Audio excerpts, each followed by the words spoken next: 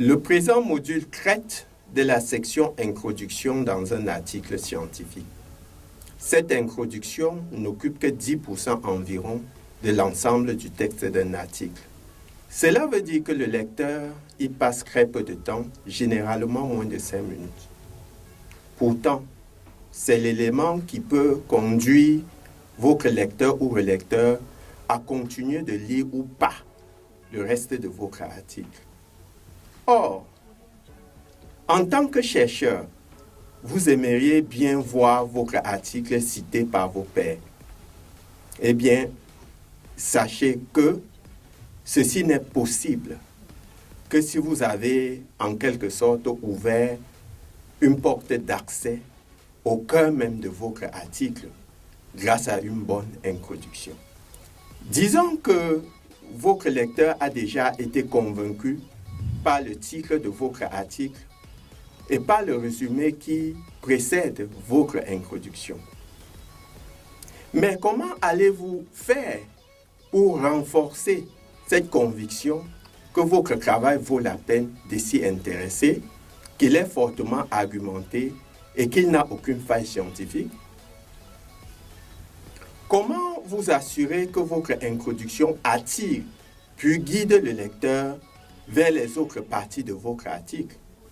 Ce module vous concerne.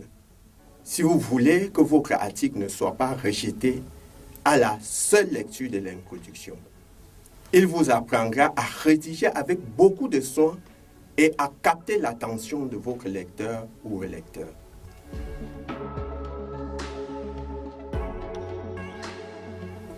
Avant d'entrer dans les détails et d'aborder les recommandations, je souligne un point. Votre article sera peut-être évalué au niveau de son introduction par un expert qui est pourtant étranger à votre domaine de recherche. Et pourquoi? La réponse est toute simple. L'éditeur de la revue préférerait qu'un nombre suffisamment élevé de lecteurs puisse trouver de l'intérêt à vous lire. Voilà une bonne raison pour lui de faire évaluer votre article par des experts hors de votre domaine de recherche.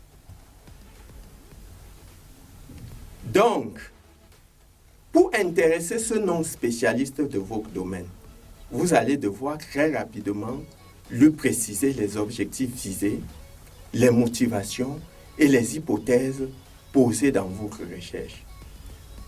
Votre introduction doit donc être capable de les révéler clairement, car si votre lecteur n'arrive pas à saisir de quoi il est question et quel est le contexte de votre proposition, comment voulez-vous qu'il s'y intéresse?